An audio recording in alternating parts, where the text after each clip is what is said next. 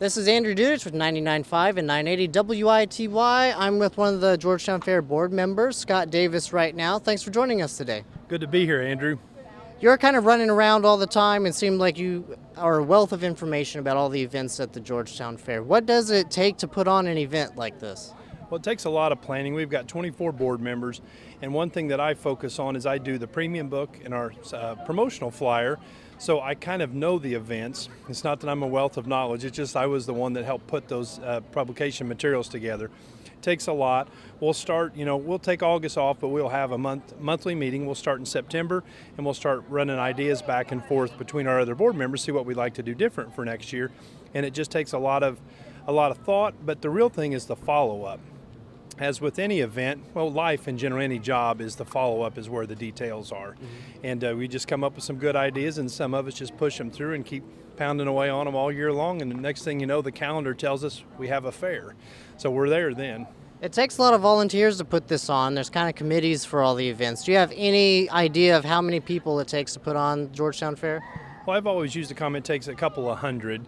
That's a soft number because we're very fortunate. We've got new people coming all the time. But by the time you talk about the folks in the parking lots, the folks in the security, we talk about the good folks in the home ec buildings.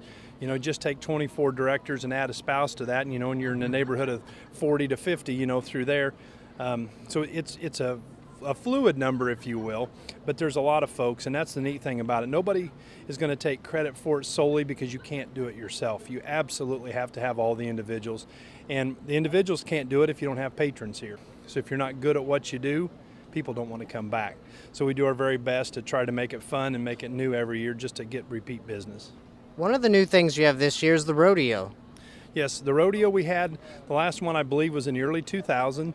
So we're glad to have Mike Ladding Rodeo Company come back. It's always a delicate balance between do you burn diesel fuel and gasoline, or do you have animal shows, and you try to do some of both. We've been real successful with the motocross for about 15 years or so, but we had a lot of interest in the rodeo, so we thought we'd try it again and do another rodeo this year. So we're pleased to have Mike Ladding's Rodeo Company back. We'll have the traditional events, the calf roping and the bull riding and some of that stuff. So if you haven't seen a rodeo in a while, come on out Friday, August 11th, and we're going to have a good time at the grandstands. I feel like the Georgetown Fair always does a good job of adding things that are different once in a while. And you have favorites, and then you mix it up because you don't want anything getting stale, and that's kind of what the rodeo helps with. Yeah, when you talk about the program committee, you think through that, and some folks get upset because they like the routine, but at the same time you like to freshen it up a little bit. But it's just a lot of fun to do the tradition between the Queen Pageant and the talent show and the tractor pulls, and then the rodeo and then the demolition derbies. You just have to do a demolition derby.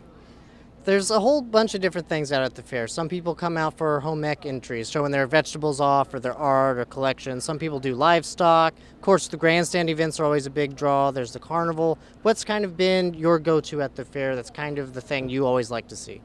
Well, what I like to see, because I grew up on the farm, is I love a tractor pull. But I've learned over time that it takes all events because it takes a lot of different demographics, and every night kind of has its own unique flair. So I really like the whole thing, which is kind of cliche, but my favorite, if you ask me, is probably the tractor pull. You like the ones that make a whole bunch of noise and smoke, or some of the older barnyard style? I kind of like both, but it's hard not to like some of those pro stocks on Wednesday night. They're always exciting to see, and the Ileana Polars help sanction that. So these are people that are on a circuit and a tour, and they do this for a living sometimes. Absolutely. We got a lot of great folks. A lot of those are good local folks as well. So we just do our work really hard to try to do our best to put on a good show and try to keep it a few hours, because folks like to do that. It's like going to a movie. You got a certain time frame you can focus on. So we put on a couple hours show in the grandstand and give folks a chance to come out and look at the vendors or look at the home ec buildings when they get done. Well, Scott, thanks very much for joining us. I'm going to let you get back to work. Be sure to come out to the Georgetown Fair, and if for some reason you're going to miss it or you've missed one of the activities, be sure to come out next year because they always do an amazing job. This has been Andrew Dudich from 99.5 and 980 WITY at the Georgetown Fair in Georgetown, Illinois.